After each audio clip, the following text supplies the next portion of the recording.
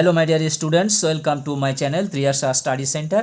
Friends, তোমরা যারা দ্বাদশ শ্রেণীতে পড়ছো, আজকের আমি তোমাদের ভিডিও দিলাম ভূগোলের, অর্থাৎ জিওগ্রাফি। তোমাদের যাদের জিওগ্রাফি বিষয়টি আছে, তোমাদের আজকের মৃত্তিকা অর্থাৎ চতুর্থ অধ্যায়, মৃত্তিকা অর্থাৎ চতুর্থ অধ্যায় থেকে বেশ কয়েকটি ইম্পর্ট্যান্ট এমসিকিউ দিয়ে দিলাম।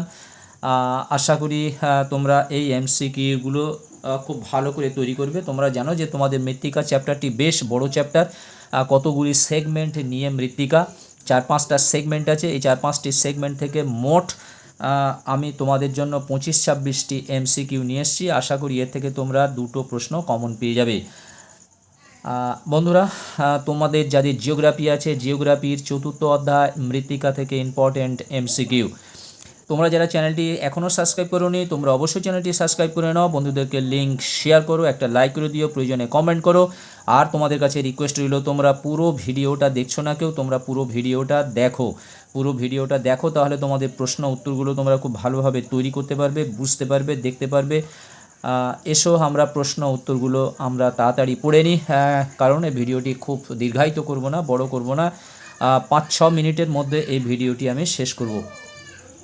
এসব প্রথমত একের দাগের প্রশ্ন হলো, উদ্ভিদের প্রধান পুষ্টি মৌল হিসেবে এনপিকে কে বলা হয়? প্রাথমিক অতিমাত্রিক পুষ্টিমৌল, গৌণ অতিমাত্রিক পুষ্টিমৌল, স্বল্পমাত্রিক পুষ্টিমৌল, উৎসেচক। অ্যান্সার হবে প্রাথমিক অতিমাত্রিক পুষ্টিমৌল, অর্থাৎ অপশান এ। দুয়ের দাগের প্রশ্ন, ল্যাটেরাইট মৃত্তিকা স্তরে ভূমিক্ষয়ে প্রধান অংশগ্রহণকারী প্রক্রিয়াটি হলো খাত ক্ষয়, বায়ু ক্ষয়, নদী পাড় ক্ষয়, চাদর ক্ষয়। অ্যান্সার হবে খাত ক্ষয়, নদী খাত ক্ষয়। প্রথম থেকে 15টি প্রশ্ন তোমরা খুব ভালো করে করবে, ভেরি ভেরি ইম্পর্ট্যান্ট। তারপরে প্রশ্নগুলো তোমরা তৈরি করে নেবে। 3 দাগের প্রশ্ন, নিচের কারণগুলির কোনটি ভূমিধসের কারণ নয়? ভূমিধসের কারণ নয়: ভূমিকম্প, বন বিনাশ, প্রবল বৃষ্টিপাত, বহুমুখী নদী পরিকল্পনা। অ্যান্সার হবে বহুমুখী নদী পরিকল্পনা। দেখো, আমি অ্যান্সারটা এরকমভাবে লিখে দিয়েছি, তোমরা যত সম্ভব তোমাদের 4টি অপশান থাকলে তোমাদের পরীক্ষার অ্যান্সারে এইরকম লিখতে হবে। এর দাগের উত্তরটা এর দাগ দিয়ে, এখানে এর দাগ দিয়ে উত্তরটা পাশে লিখে দেওয়া, এইরকমভাবে করবে। যেই জন্য আমি 3টি লিখে এইরকমভাবে আমার লিখতে অনেকটা সময় চলে যায়, সেই জন্য আমি তোমাদের 3টি প্রশ্ন লিখে দেখিয়ে দিলাম। বাকিগুলো আমি বক্স করে দিয়েছি, রাউন্ড করে দিয়েছি, রাউন্ডের মধ্যে ভরে দেওয়া। 4 দাগের প্রশ্ন, উদ্ভিদের জন্য প্রয়োজনীয় প্রধান প্রাথমিক পরিপোষকের একটি উদাহরণ হলো লৌহ, ম্যাঙ্গানিজ, তামা, নাইট্রোজেন। অ্যান্সার হবে নাইট্রোজেন, অর্থাৎ অপশান ডি। তারপরে দেখো, এটা 5 দাগের প্রশ্ন, 5 পড়েনি। চার্নোজেম মৃত্তিকা দেখা যায় মরু অঞ্চলে, নাতিশীতোষ্ণ অঞ্চলে, ক্রান্তীয় অঞ্চলে, উপক্রান্তীয় অঞ্চলে। অ্যান্সার হবে নাতিশীতোষ্ণ অঞ্চলে, অর্থাৎ অপশান বি। একটি আন্তঃআঞ্চলিক মাটির উদাহরণ হলো লোয়েস, রেঞ্জিনা, পলিমাটি, কঙ্কালসার মাটি। অ্যান্সার হবে রেঞ্জিনা, অর্থাৎ অপশান বি। মৃত্তিকা পরিলেখের এ স্তর থেকে বি স্তরে খনিজ পদার্থের অপসারণের পদ্ধতিকে বলা হয় অ্যালুভিয়েশন। খুব ইম্পর্টেন্ট প্রশ্ন, অ্যালুভিয়েশন। স্পোডোসেল মৃত্তিকার একটি উদাহরণ দাও। পডোজল, পলি, চার্নোজেম, ল্যাটেরাইট। অ্যান্সার হবে পডোজল মৃত্তিকা, অর্থাৎ অপশান এ। 9 দাগের প্রশ্ন, হিউমাস সমৃদ্ধ মাটির রং হলো লালচে, কালো, ধূসর, সাদাটে। অ্যান্সার হবে কালো, অ্যান্সার হবে কালো, অপশান বি। তারপর দেখো, উষ্ণ আর্দ্র জলবায়ুতে মৃত্তিকা গঠনের হার হয় দ্রুত, ধীর, মধ্যম এবং অতি ধীর। অ্যান্সার হবে দ্রুত, অর্থাৎ অপশান এ। ইউএসডিএ শ্রেণীবিভাগ অনুযায়ী অক্সাইডযুক্ত মাটির বর্গ হলো অক্সিসল, জেলিসল, ভার্টিসল এবং অ্যালফিসল। অ্যান্সার হবে অক্সিসল, অর্থাৎ অপশান এ। বন্ধুরা, তোমরা যারা সাবস্ক্রাইব করোনি, অবশ্যই তোমরা চ্যানেলটি সাবস্ক্রাইব করে নাও পরবর্তী গুরুত্বপূর্ণ লাস্ট মিনিট সাজেশনগুলির জন্য, এবং তোমরা শেয়ার করো এবং একটা লাইক করে দিও এবং কমেন্ট করো। 12 দাগের প্রশ্ন, একটি আঞ্চলিক মাটির উদাহরণ হলো লিথোসল, পলিমৃত্তিকা, রেগোসল, পডোজল। অ্যান্সার হবে পডোজল, অপশান ডি।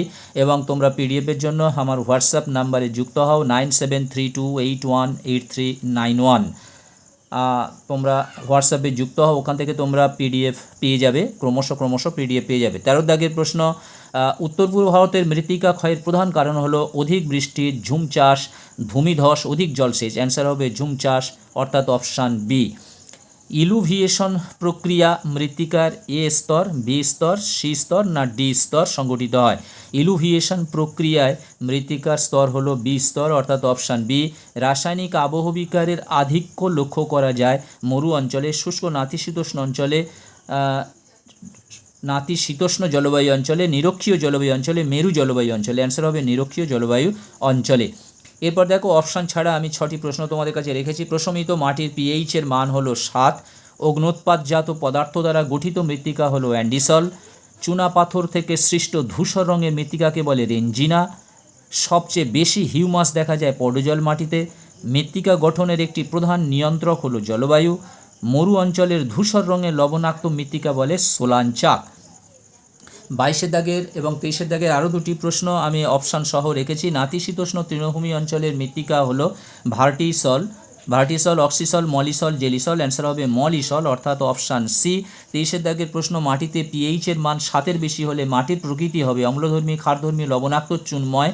অ্যান্সার হবে ক্ষারধর্মী। তাহলে এখানে তোমাদের বোঝা যাচ্ছে যখন পিএইচের প্রশমিত মাটির পিএইচের মান হলো সাধারণত 7। যদি 7-এর বেশি হয় তাহলে মাটিটা হবে ক্ষারধর্মী, আর যদি 7-এর কম হয় তাহলে হবে আম্লিক। ঠিক আছে, অম্লধর্মী অর্থাৎ আম্লিক। তারপর দেখো 24 দাগে মৃত্তিকায় পিএইচের মান 7-এর কম হলে মাটির প্রকৃতি হবে আম্লিক মৃত্তিকা অর্থাৎ অম্লধর্মী। 25 দাগের প্রশ্ন, মৃত্তিকার যে স্তরে উদ্ভিদ ও প্রাণীর দেহাবশেষ আংশিক বা সম্পূর্ণ বিয়োজিত হয়ে হিউমাসে পরিণত হয় সেই স্তরটি হলো ও স্তর। এবং শেষ প্রশ্ন, মৃত্তিকা পরিলেখের এ স্তর থেকে বি স্তরে পদার্থের অপসারণ পদ্ধতিকে বলে হিউমিফিকেশন।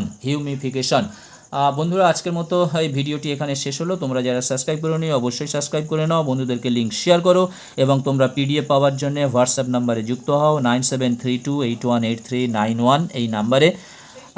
তোমরা আবার কথা হবে নেক্সট ভিডিওতে অন্য একটি সাবজেক্টে নিয়ে। তোমরা সবাই ভালো থাকবে, সুস্থ থাকবে। তোমাদের জন্য রইল অসংখ্য ধন্যবাদ এবং শুভেচ্ছা।